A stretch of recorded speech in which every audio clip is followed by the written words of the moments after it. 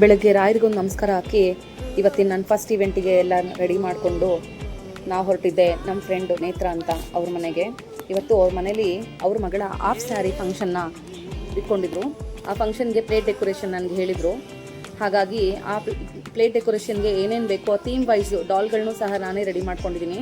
ಇಲ್ಲಿ ನೋಡ್ತಾ ಇರ್ಬೋದು ನೀವು, ಪ್ರತಿಯೊಂದು ಡಾಲ್ನ ಅಪ್ಪ ಅಮ್ಮ ಮತ್ತು ತಂಗಿ ಅಕ್ಕ ಈ ರೀತಿ 4 ಡಾಲ್ನ ಥೀಮ್ ವೈಸ್ ರೆಡಿ ಮಾಡಿಕೊಂಡೆ.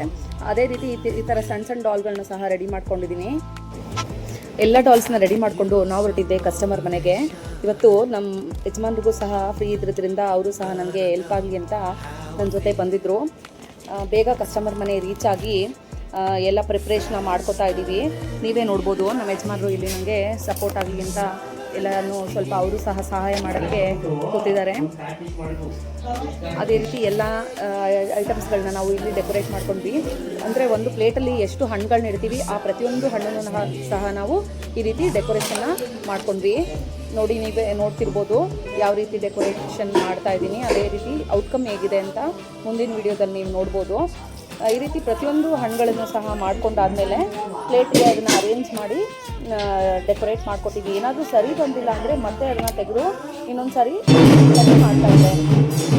ಅದಾದಮೇಲೆ ನಾನು ಸಕ್ಕರೆ ಹಚ್ಕೊಂಡಿದ್ದು, ಸಕ್ಕರೆ ಹಚ್ಚಿ ಪ್ಲೇನ್ ಆಗಿರೋದ್ರಿಂದ ನನಗೆ ಏನಾದರೂ ಮಾಡಬೇಕು ಅಂದ್ಬಿಟ್ಟು ಗೋಲ್ಡನ್ ಕಲರ್ ಲೇಸ್ ಇತ್ತು. ಆ ಲೇಸ್ನ ಹಾಕಿ ನಾನಿಲ್ಲಿ ಪೇಸ್ಟ್ ಮಾಡ್ತಾಯಿದ್ದೀನಿ ಗ್ಲೂಗನ್ನಿಂದ. ಇದೇ ರೀತಿ ಎಲ್ಲ ಸಕ್ಕರೆ ಹಚ್ಚುಗಳನ್ನ ನಾನು ರೆಡಿ ಮಾಡಿಕೊಂಡೆ.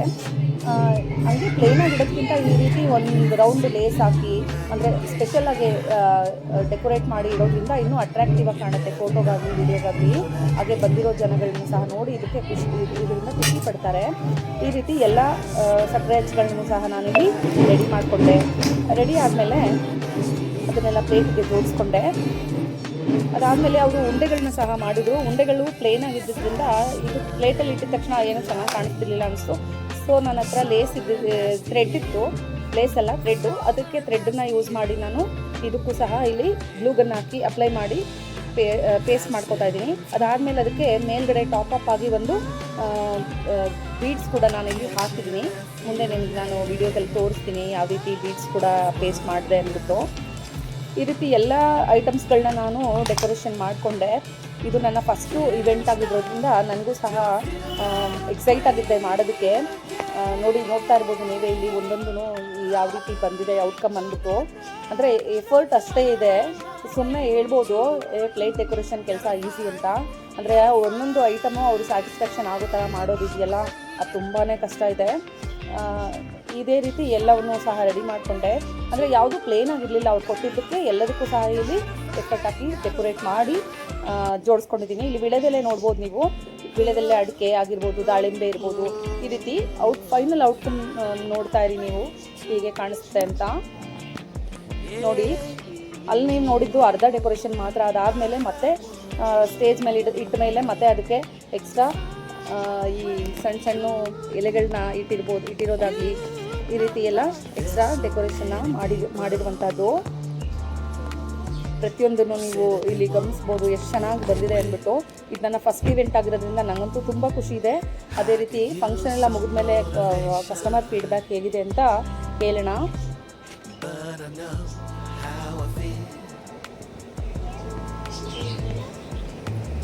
ನೋಡಿ, ಇಲ್ಲಿ ಈ ಗೊಂಬೆಗಳನ್ನ ಹೇಳಿದ್ನಲ್ಲ, ಸಣ್ಣ ಗೊಂಬೆಗಳು ಡೆಕೋರೇಷನ್ಗಾಗಿ ಪರ್ಪಸ್ಗಾಗಿ ಇದನ್ನು ಮಾಡಿರೋದು. ಹಾಗೆ ಅದೇ ರೀತಿ ಜ್ಯುವೆಲರಿದು ಒಂದು ಸೆಟ್ ಕೂಡ ನಾನಿಲ್ಲಿ ಇಟ್ಟಿದ್ದೀನಿ ಡೆಕೋರೇಷನ್ಗೆ. ಸ್ಯಾರಿನ ಈ ರೀತಿ ಬಾಕ್ಸಲ್ಲಿ ಹಾಕಿ ನೆಟ್ಟೆಡ್ ಕ್ಲಾತಲ್ಲಿ ಇಟ್ಟಿದ್ದೀನಿ. ಇದು ಕಂಪ್ಲೀಟ್ ಫ್ಯಾಮಿಲಿ ಥೀಮು.